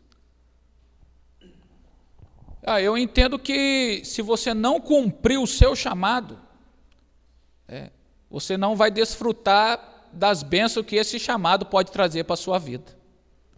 Vai te trazer muita luta, vai te trazer muito problema, mas vai te trazer muita, mas muita bênção também o seu chamado, né?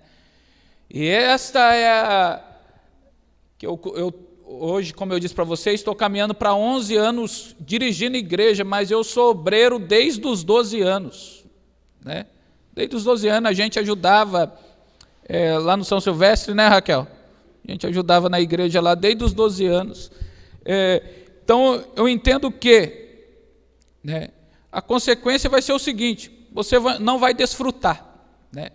Eu acho que se eu não exercesse o ministério, eu não ia estar desfrutando esse momento com vocês aqui hoje, né? Provavelmente não, né? Estaria fazendo outra coisa aí, assistindo alguma coisa na TV, mas não estaria com vocês aqui. E eu sei que este ambiente é ambiente de Deus, né? E de alguma forma Deus está trabalhando nas nossas vidas aqui, nesta noite, né?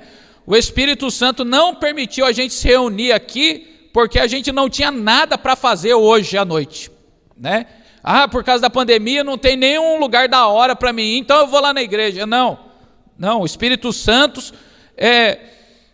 compungiu a gente, impulsionou eu e você a estar aqui nesta noite, porque Ele quer, de alguma maneira, trabalhar em alguma área da nossa vida que precisa ser tratada com perguntas e com respostas aqui nesta noite.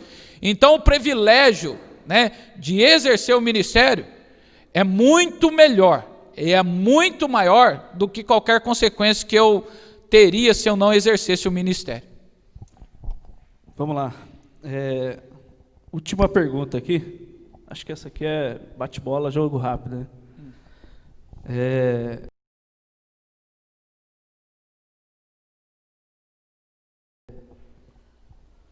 Prego a palavra, porém não exerço nenhum cargo ministerial, como pastor, como diácono, presbítero, e sonho alcançar, pregar em lugares altos.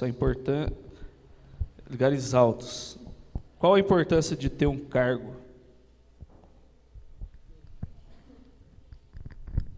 Importância de ter um cargo? Status. Status. Na boa? Status. É honra?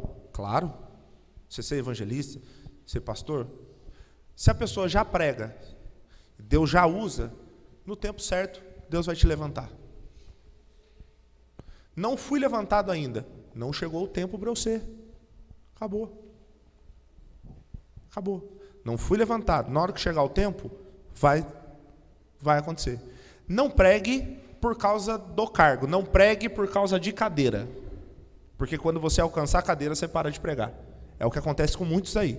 Trabalham para chegar no cargo. Chegou no cargo, não quer trabalhar mais. Por quê? Chegou já onde quis chegar. Tá? Mas o status, somente o nome. Tá? O nome, o título. Somente isso. Porém, o título vai chegar mediante o seu trabalho. Às vezes a gente costuma olhar grandes congressos, que para nós no Brasil, querendo ou não, continua sendo os Gideões Missionários ainda, ou a Vigília do Brás, sei lá, é como referência, né, a Vigília do Bom Samaritano, referência para adquirir, ou que a gente pensa que é só grandes pregadores que chegam para pregar lá. Gente, dentro da área da pregação, Jesus ele vai deixar claro para nós, e eu tenho que seguir o exemplo de Jesus, né? Exemplo de Jesus, eu não posso seguir outro exemplo. O que mais Jesus gostava de pregar é com poucas pessoas. Jesus, ele falava com multidões, mas ele instruía poucas pessoas. Poucas pessoas. Então eu percebo que na área da pregação a gente pensa que não, se a igreja estiver lotada, que é da hora, né? E a gente que gosta de pregar, a gente sabe que é gostoso a igreja cheia mesmo. Mas a minha motivação para pregar, ela tem que ser a mesma para 100 pessoas, 1 milhão de pessoas, para uma pessoa. Minha motivação tem que ser para pregar. Esses dias eu estava brincando com meu filho de pregar lá em casa, né? A hora que eu percebi, na verdade, eu estava pregando, sério mesmo para ele, né? Meu filho tem 3 anos de idade, né? 3 anos de idade, né? Tem que fazer apelo. E ele ficou com o olhinho assim em mim, assim, e eu para ele, né? Pulava, né? Batia palma, né? Do jeito que eu gosto de pregar, né? Então, essa motivação, eu preciso de um cargo para chegar em lugares altos? Não, né? Não. Infelizmente, né? Não é uma coisa que a gente fala todo dia isso, né? Mas para vocês eu vou falar aqui, vocês não se escandalizem, não desviem no nome de Jesus. Seja crente, gente, né? Em geral, né, um mundo de igreja, né, igreja física, igreja corporação, é um mundo que, na verdade, Deus não se agrada dele. Por quê? Porque as pessoas vão mais para status, para corrupção, né, para degradação moral da pessoa, que se não der a oferta que a pessoa estipulou, ela não vem pregar na sua igreja, né? Então, essa área aí a gente não pode entrar, porque eu tenho absoluta certeza que essas pessoas que, através do salário mínimo de uma irmãzinha de cabelo branco, que foi um sacrifício para ela aposentar, mas ela deposita o seu dinheiro, o seu dízimo dentro da salva com alegria, e as pessoas vêm em uma noite, e na verdade elas roubam o dinheiro das pessoas, elas vão pagar um preço muito grande quando estiver diante de Deus, né? Vão pagar muito. Então a gente não pode levar, porque é status, mas é um ladrão, está roubando. A viuvinha que deu dinheiro para a igreja comprar uma cesta básica para a família que está precisando de uma cesta básica, e não para um pregador que está andando de um carro top. Ele pode ganhar oferta? Pode, mas ele não pode sacrificar a igreja, né? Pedir um rio de dinheiro, né? Tanto pregador como cantor, e sacrificar tal congregação para ele ir lá, né? Quem ele pensa que é, né? Quem ele pensa que é? Ele é melhor que Jesus? Né? Jesus, além de pregar, ele alimentava o povo ainda, então ele é melhor que Jesus? Que ele prega e leva o que o povo tem, né? Então a gente tem que pensar isso. Se você é pregador, é pregadora, e ainda não tem um cargo ministerial, você é a pessoa mais feliz da terra. Mais feliz da terra. Né? Continue pregando, né? Continue exercendo o chamado da palavra. Você é a pessoa mais feliz da terra. Para encerrar esse assunto, eu quero fazer um adendo aqui. Se você estiver pensando em lugares altos, a sua motivação já está errada. Tá? Dentro do reino de Deus, a gente tem que pensar em servir, como foi falado aqui. Chamado ministerial é entrega, é serviço. Seja para pregar, seja para louvar, quem vai direcionar e quem vai nos levar a lugares altos é o Senhor. Se Ele achar graça sobre as nossas vidas, temos que nos preparar, temos que nos capacitar. É errado sonhar? Não, mas a nossa motivação não tem que ser essa. A nossa motivação tem que ser contribuir para o reino de Deus. A gente tem que ter essa visão. Se a gente chegar lá, glória a Deus, aleluia, Deus vai nos usar e o nome do Senhor vai ser glorificado. Agora, se a nossa motivação for essa, primeira, a nossa motivação está errada. Até porque dentro do reino de Deus é tudo ao contrário. O grande é o pequeno e o pequeno é o grande. Dentro do reino de Deus, o último é o que vai ser abençoado primeiro. E o primeiro é o que vai ser abençoado por último. Então é tudo ao inverso. Se a nossa motivação for essa, a gente está começando errado. Quer chegar em lugares altos? Aprenda e queira servir no reino de Deus. Aí você vai chegar em lugares altos. Deus vai te exaltar. A palavra de Deus fala que os humilhados serão exaltados. Pastor Jair, pastor Petros, me corrige se eu estiver errado. Mas quando esse versículo ele é lido, muitas das vezes a gente lê errado.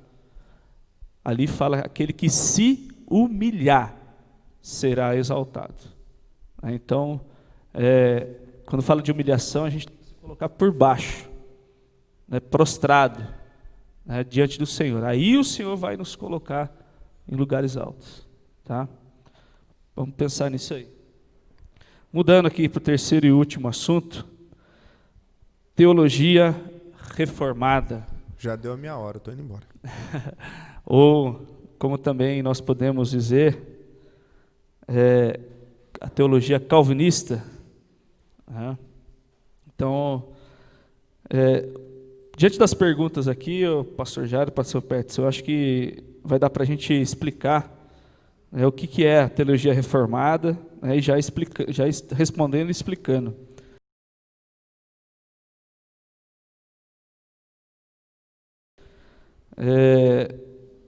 E eu vou começar aqui. Os calvinistas defendem que uma vez salvo, sempre salvo. A pergunta é essa: está correto afirmar ou podemos perder a salvação? Primeira coisa que a gente tem que entender é o seguinte, que os calvinistas não falam isso. Primeira coisa que a gente tem que entender, quem fala isso são os bocó que pensam que eles pensam assim. Quando eu falo bocó, é até próprio deles mesmo, que nem sabe que é calvino, nem sabe como é. E começam a dizer. Tá? Porque se a gente for estudar dentro da história, nós vamos ver que João Calvino e nem Armínio, tem muita gente que às vezes vem perguntar para mim, sabe? Você é arminiano ou você é calvinista? Eu falo assim, meu filho, eu sou Jairo, exatamente, eu não sou nem calvino, eu sou Jairo Ferreira da Silva, não tem nem Calvino no meu sobrenome e nem Armínio. Primeiro, nem Armínio e nem João Calvino concluíram as suas teses. A conclusão dos dois foi indefinida. Primeiro, quem concluiu? Foi os seus seguidores, que aí entra no extremismo. Tá? O Calvino, o calvinismo, vamos dizer assim, o que eles dizem sobre salvação? Eles dizem o seguinte: se eu sou salvo, se eu estou salvo, se eu sou salvo, se eu fui escolhido para ser salvo, eu vou estar dentro da igreja, eu vou adorar a Deus, eu nunca vou sair da igreja, eu vou conhecer Jesus, a graça vai me atrair, tá? Eu vou ser atraído pela graça, tá? Vou ser atraído por ela, vou estar na igreja e eu não vou perder a minha salvação, vamos dizer assim. Por quê? Porque eu estou dentro da igreja. Eu não vou perder a minha salvação, por quê? Não é porque eu saí. Tem muita gente que fala assim, se eu sair lá fora, se eu ir para o mundo, aí o calvinismo ele vai dizer o seguinte: se você foi para o mundo, você nunca foi salvo. E é por isso que você foi para o mundo. Porque você nunca foi salvo. Porque se você fosse salvo, você estaria dentro da igreja. É isso que Calvino diz. Tá? É isso que Calvino diz. Aí o interessante, olha o que Armínio diz. Que se eu estou salvo, para eu estar salvo, eu preciso estar na igreja. Eu preciso fazer o que a Bíblia me orienta a fazer. Porque se eu estou mantendo a minha salvação, a salvação precisa de manter ela. E se eu sair, então eu perdi essa salvação. Mas qual é a diferença de eu pensar que se eu estou salvo e é por isso que eu não saio, e se eu sair, eu vou perder? Sendo que os dois, para ser salvo, vamos dizer assim, precisam estar na igreja, fazendo o que a palavra de Deus manda, esperando Jesus como único e suficiente Salvador. Qual que é a diferença de pensamento? É apenas uma palavrinha. É apenas uma palavrinha. É o quê? É que eu não saio porque eu estou salvo. E o outro pensa, se eu sair, eu vou perder. Se eu ficar, eu continuarei salvo. As duas coisas. É por isso que nem Calvino e nem Armínio entrou nessa questão de fechou, vamos dizer assim, o seu pensamento. Agora vem os outros dizendo assim, vocês pensam errado. Toda vez que eu sou questionado por isso sobre salvação, eu falo o seguinte, gente, para ser salvo é muito fácil. O que é preciso? Aceitar a Jesus como único e suficiente Salvador, reconhecer os seus pecados, confessar a Ele, lavar-se todos os dias no sangue do Cordeiro e esperar a sua volta. Acabou. Tanto Calvino quanto Armínio falam a mesma coisa sobre isso. E tanto a Bíblia fala sobre isso. Então, primeira coisa quando a gente fala sobre teologia reformada, o problema é que muitas pessoas ficam debatendo através da nomenclatura, calvinismo e arminianismo. E geralmente, quem debate com isso nem sabe quem foi Calvino e nem sabe quem é Armínio. Entendeu? Eu acredito, gente, que se Calvino pudesse levantar da sua catacumba, ele ia esculachar essas pessoas que pensam desse jeito. né? Tanto Calvino como Arminiano, né? Porque, na verdade, a vontade, quando a gente estuda sobre a vida deles, a vontade deles nunca foi, né, dividir o corpo de Cristo, né?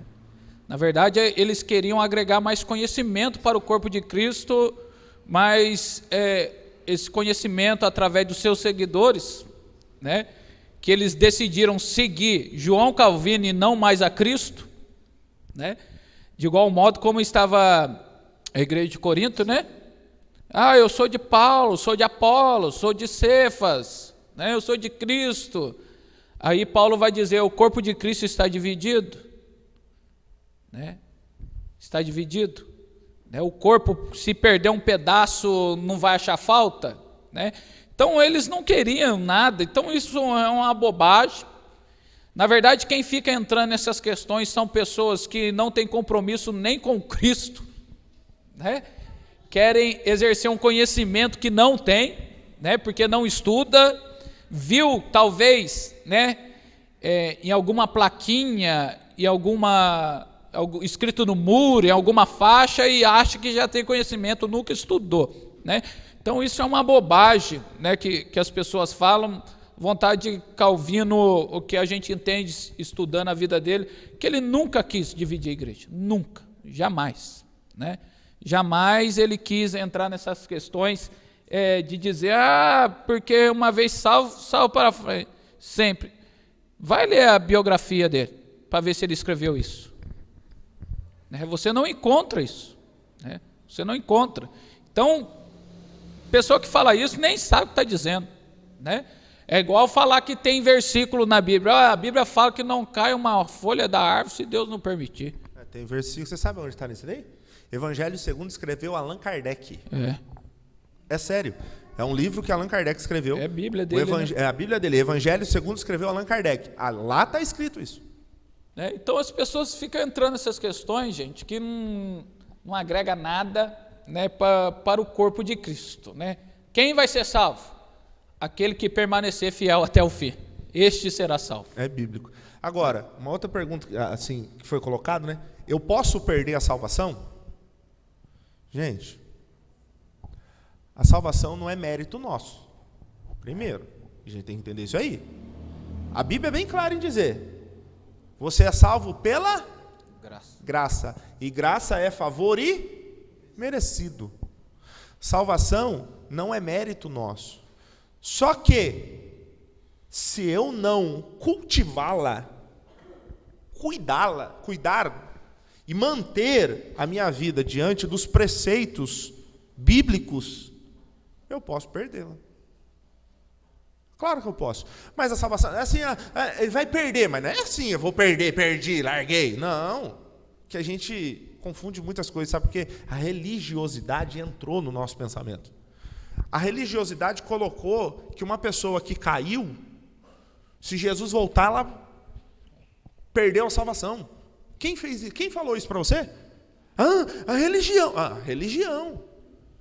O sistema da nossa igreja, das igrejas. Tá. Mas a Bíblia diz, se ele se arrepender, ele pode até ter caído. Não estou fazendo apologia a pecado, tá, irmão?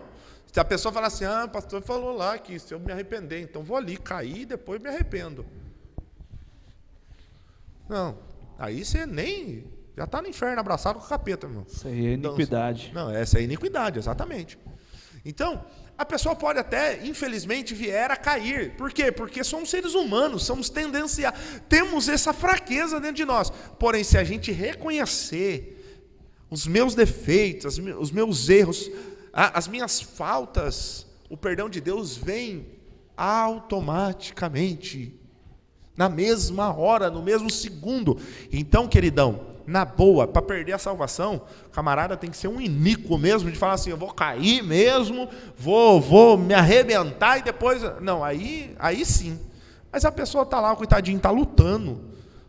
Mas lutou um ano inteiro, 20 anos da vida dele. Teve um vacilo durante esses 20 anos.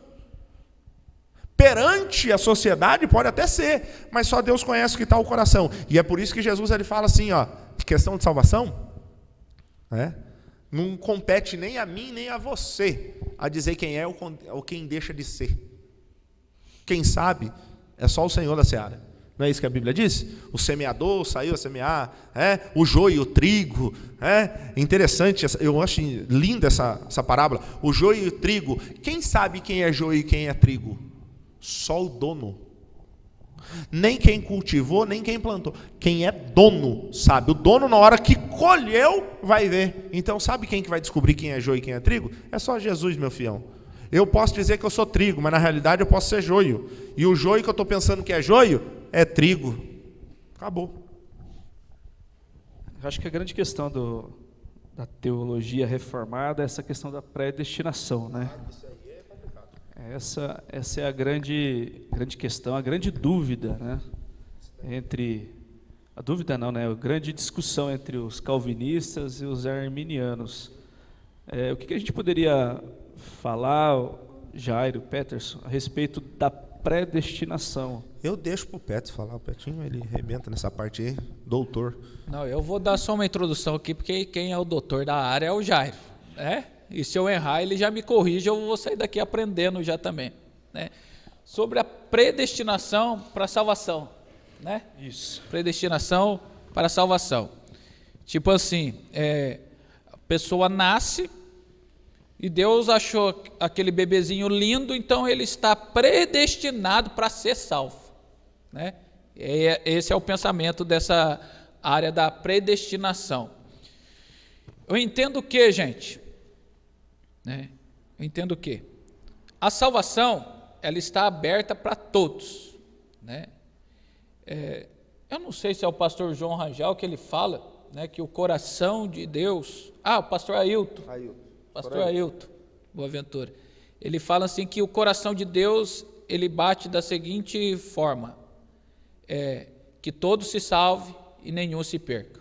Que todos se salve e nenhum se perca. Este é o batimento do coração de Deus, né? Tem um versículo, acho que 1ª ou 2ª Pedro, que fala sobre isso, né? Que Deus é longânimo, ele estica o tempo para que ninguém se perca, para que todos venham a ser salvos. Então, a gente entende o quê? Que predestinação, eu acho, né? Eu não vou dizer certeza, porque eu posso estar enganado e hoje eu vou aprender daqui a pouquinho aqui com o Jair, né? Mas eu acho que esse negócio de predestinação, eu nasci para ser salvo, ou eu nasci para ser condenado. Gente, Deus vai criar um ser humano para ele condenar, né? Só se Deus fosse muito loucão mesmo, né? E eu tenho absoluta certeza que Deus não é louco, né? Isso eu tenho certeza, né? Que Deus não é louco. Então Deus cria pessoas, permite que a pessoa se forme no ventre da mãe, nasce, tenha uma vida, para todos ser salvos, né? Mas infelizmente alguns seres humaninhos não querem a salvação, né? Porque não querem entrar pelo caminho da obediência, né? Na verdade, eu costumo dizer que Cristo ele vai salvar pecador, né? Mas a Bíblia não fala sede santos porque eu sou santo. Mas eu entendo esse versículo como procure a santidade em todo o tempo, porque eu sou santo, né? Porque ninguém consegue verdadeiramente, em todo o seu ser, se tornar uma pessoa santa, gente.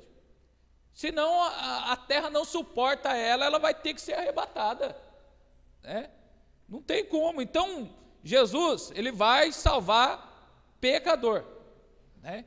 Que estejam dispostos e caminhou a vida inteira procurando a salvação ou a santificação, né? Então, eu entendo que eu estou predestinado à salvação se você estiver no caminho de Cristo, né? A nossa vida tem 2 caminhos. Se eu estou seguindo de Cristo, o final deste caminho será a salvação. Mas se eu decidir seguir outro caminho, né, que a Bíblia fala que esse caminho é largo, que a porta é larga, mas que conduz ao inferno, né? Então tudo posso, sou eu dono da minha vida, nós estamos no século 21, agora eu sou feminista, né? ou o partido que eu faço parte está apoiando isso, então eu vou praticar isso porque é importante, ou eu gosto disso. Tome cuidado, você está caminhando pelo caminho largo, você está entrando pela porta larga, e Jesus, ele diz que conduz à perdição, né? Então, eu não acredito, eu não posso acreditar diante disso sobre predestinação, né? Eu não posso acreditar, né? Na verdade, todos nós fomos criados, fomos formados para ser salvos, mas se eu não quiser entrar pelo caminho da obediência na palavra de Deus, eu acredito que não serei salvo. Manda ver agora, doutor. Gente, qual que é a nossa regra de fé? Qual que é a nossa regra de fé? É a Bíblia. A Bíblia. A Bíblia é a nossa regra de fé. Então, quando eu quero falar sobre predestinação, ou quando eu quero entender alguma coisa, seja o que for, para onde eu vou correr? A Bíblia. A Bíblia é a verdade absoluta, ou seja, nela não existe inverdades. Nela é a verdade. Ela é a verdade. Em mim existe inverdades. Em qualquer pensamento teológico existe inverdades. Eu tive um professor chamado Valdir Bícego. Ele morreu de uma maneira trágica. Tive um professor de hermenêutica. Tive a oportunidade de estudar com o Valdir Bícego sobre hermenêutica durante um mês quase. E ele começava as aulas dizendo assim: vamos praticar a teologia pura. O que é a teologia pura? A Bíblia explicando a própria Bíblia. É a primeira regra da hermenêutica. A Bíblia explica ela própria. Ou seja, a partir do momento que eu entro, eu penso, eu acho, entendo que, vejo assim, já não é mais a Bíblia. Você entendeu? É o meu pensamento. Então vamos para dentro da palavra de Deus, que é a melhor. E eu quero que, você não trouxe a Bíblia, não sei se você trouxe ou não, você trouxe, se você não trouxe, marca aí que você vai ler na sua casa. Efésios capítulo 1, versículo de número 4 e 5, e eu só vou ficar nesses versículos, porque senão eu ainda vou pregar umas 2 horas aqui neles, aqui. Tá bom? Versículo 4 diz assim: conforme ele nos escolheu nele, antes da fundação do mundo, que devemos ser santos e sem culpa diante dele em amor. Agora, vamos interpretar? Vamos interpretar? Os 5 daqui a pouco que eu vou falar sobre predestinação. Para chegar à predestinação, eu preciso entender isso aqui. Conforme ele. Ele quem? Ele quem? Jesus ou Deus. Conforme ele nos escolheu. Conforme ele. Ele quem? Deus. Deus. O que Deus fez? Escolheu. Nele. Então quem escolheu? Deus. Aonde eu fui escolhido? Nele. Ele me escolheu e eu fui escolhido nele. Quando eu fui escolhido?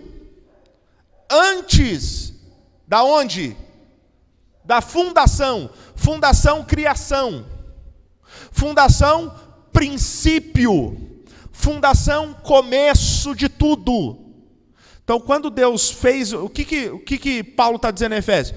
Quando Deus nos escolheu, escolheu onde? Nele, porque nós não tínhamos sido criados ainda. Então, era um projeto de Deus. E qual foi o primeiro projeto de Deus? Que o homem pecasse ou que o homem caísse?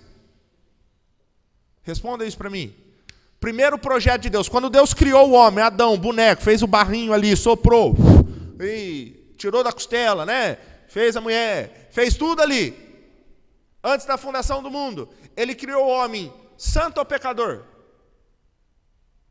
Santo ou pecador? Santo. E qual que era a ideia de Deus? Ficar longe ou perto dele, o homem? Perto. Então note que esse texto está dizendo assim, foi ele, conforme ele nos escolheu, Ele nos escolheu onde? Nele, porque nós não tínhamos sendo criado. Ele vai dizer quando criando, antes da fundação do mundo. Então o projeto inicial de Deus, que o homem fosse criado, estivesse nele, próximo dele. Aí ele vai falar, para que Deus escolheu e ia criar o homem? Para que devemos ser santos, sem culpa, diante dele, em amor. Então nós fomos escolhidos, vamos recapitular, fomos escolhidos por ele, nele, antes da fundação do mundo. Para quê? Para que fôssemos santos, estejéssemos santos, sem culpa, porque nós não tínhamos pecado, porque quando Deus criou o homem, todo mundo sabe a história.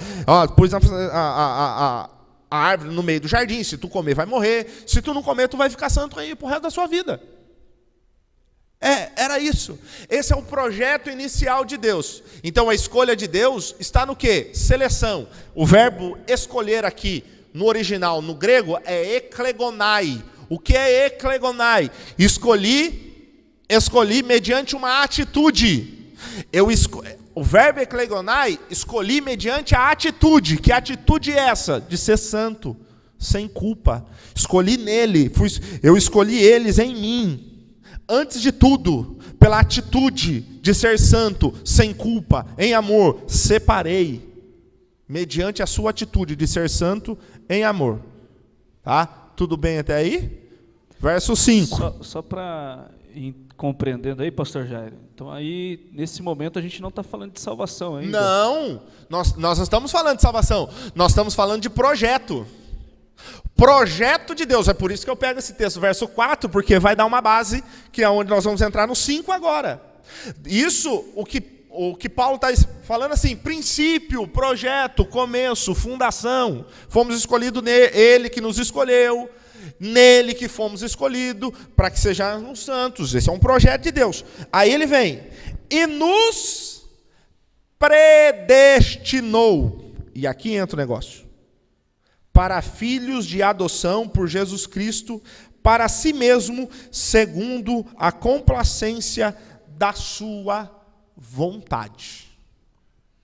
Vamos lá. E nos predestinou, e aí é onde chega. Eu escolhi, fui antes da fundação do mundo. Mas por que agora ele nos escolheu, certo? Mas por que agora ele nos predestinou? Porque o pecado entrou. Escute aqui, o pecado entrou aqui. No verso 4 ele está dizendo, propósito original, isso. Verso 5, o pecado entrou, então eu preciso predestinar agora. Agora o verbo não é escolher, o verbo agora é predestinar. E no original grego, me foge a memória qual que é um nome meio complicado, então eu não vou falar aqui. Mas o verbo aqui, no predestinar, significa uma coisa. Predestinar, para cada escolha do ser humano, Deus tem um caminho já distinto para essa escolha. Então a escolha não está em Deus mais. A escolha está agora no ser humano. Deus trilhou caminhos para cada escolha que o homem tiver. E nos predestinou. E essa escolha já está predestinada o seu destino. A escolha agora já não está mais em Deus, porque Deus já nos escolheu. Toda a humanidade já foi escolhida por Ele e nele. Nele, por Ele e nele. Agora já não é escolha. Agora é predestino. Então Deus já criou um caminho e um destino para cada minha escolha. E é por isso que ele fala, e nos predestinou. Porque aí ele fala, qual foi a predestinação dele? Para filhos de adoção. Então, para os filhos de adoção, ou seja, para a escolha que eu tenho em mim de escolher o caminho da adoção, os filhos, agora eu sou filho de adoção, por Jesus Cristo, segundo sua vontade, a complacência de sua vontade, ou o seu amor na sua vontade, o seu querer na sua vontade.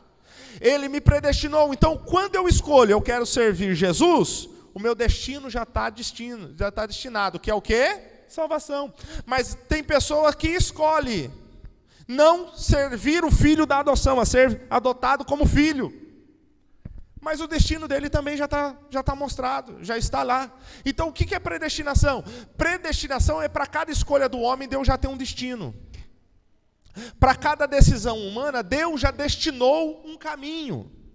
Então quem destinou o caminho foi Deus, mas quem escolheu entrar nesse caminho foi o homem. Se eu escolho entrar no caminho da adoção, eu vou entrar e vou ser salvo. Se eu não escolhi entrar no caminho da adoção, eu vou para o caminho da perdição. E o caminho da perdição é o inferno. E acabou. Aí pessoas dizem assim, não, mas Deus escolheu sim, na fundação. Qual que é a escolha de Deus? Que todos sejam salvos. Escolheu Ele que nos escolheu, realmente, e foi escolhido nele antes da fundação, não é agora. Agora, ele predestinou para cada escolha do homem ter um destino. Então, o caminho está aqui. Eu já pus o caminho. Tem os profetas, tem tudo, tem pregação. Quem escolhe? Sou eu. Pessoal, por causa do horário, nós vamos encerrar por aqui. O assunto é bastante interessante, mas o pastor Jairo deu uma ideia e sintetizou aí bem essa questão do calvinismo, né, da teologia reformada. Eu sei que pode ainda existir dúvidas, mas depois, se vocês tiverem interesse de mergulhar um pouco mais, né, pesquisem, procure o pastor Jairo. O pastor Jairo é professor de teologia, né, ali na Betuel, FATEP, e numa outra oportunidade a gente fala um pouco mais, mergulha um pouco mais nesse tema, tá bom? Nós já, de certa forma, até extrapolamos o horário, mas eu acredito que foi bênção, que foi bacana, né? Foi muito interessante, muitas dúvidas, tenho certeza que foram tiradas aqui, dentro desses assuntos, tá certo? Então nós vamos encerrando. Deus abençoe pastor Jairo, Deus abençoe pastor Peterson, amém? Vamos ficar de pé para nós terminar. Deus abençoe você, jovem. Não vai embora ainda, tá bom? Ali no fundo tem um cachorro quente ali, especial, preparado para vocês, para a gente ter aquele momento de comunhão, né? Da gente trocar uma ideia. Na hora do cachorro quente, não me procure, estou brincando, gente. Tá certo?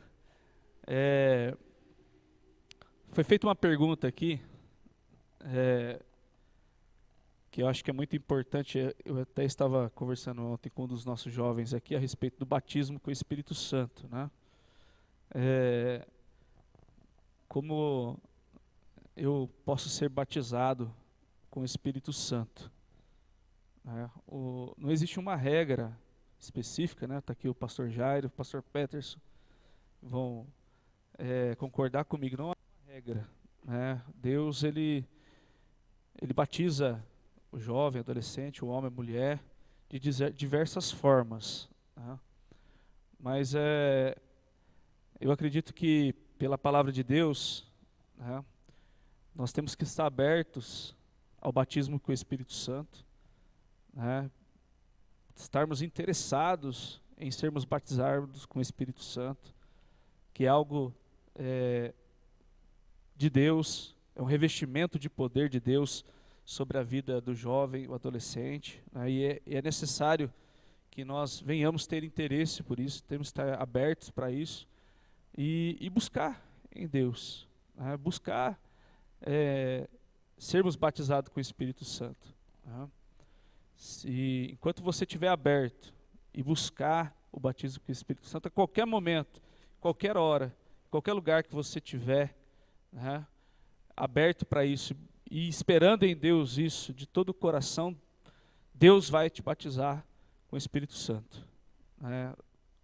Respondendo isso rápido, e vamos trabalhar isso no próxima oportunidade, né. Eu fui batizado com o Espírito Santo na escola dominical, no departamento de crianças, ali no Dindinha, tinha 10 anos de idade, né. Nós estávamos numa bagunça tremenda ali, as crianças. As professoras colocaram a gente para orar, e à medida que eles foram orando, Jair e Peterson,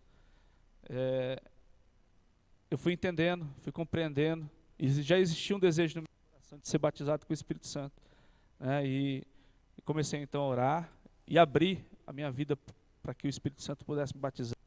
O Espírito Santo me batizou. Então, a resposta para essa pergunta, que é muito interessante, que deve ter dentro do coração de vocês devem ter isso, né? Eu quero ser batizado com o Espírito Santo. É estar aberto e sempre buscar em Deus, para que Deus possa batizar vocês. Amém? Mais uma vez, Deus abençoe os meus amigos aqui, irmãos. Tendo outra oportunidade, eles vão estar conosco de novo, né? Deus abençoe vocês. Como eu disse, não vai embora não, tá? Vamos comer um cachorro quente ali, bater um papo. E amanhã nós temos escola bíblica dominical, tá? Para os jovens aqui, às 9 horas, nós estaremos encerrando. Queria pedir para o pastor Jairo, você pode fazer uma oração para encerrar? E depois da oração, o pastor Peterson vai estar impetrando a bênção apostólica sobre as nossas vidas. Vamos orar, gente? Deus abençoe, obrigado aí, tá? Obrigado, Edmilson, obrigado aí a todos aí. Soberano Deus, eterno Pai, no nome de Jesus, quero te agradecer, ó Deus, por este momento que passamos em sua presença. Tenho certeza que foi momentos valorosos, ó Deus, tempos valorosos de estarmos em sua casa.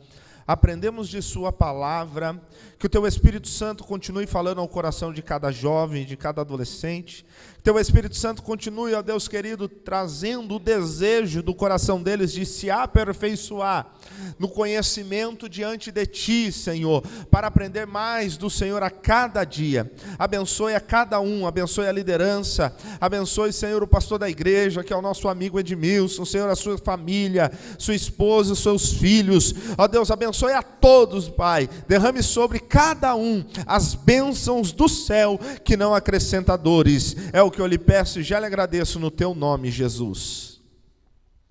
Bem, glória a Deus. Antes de dar a bênção apostólica, também agradecer aqui, muito obrigado a vocês, obrigado Edmilson pela oportunidade.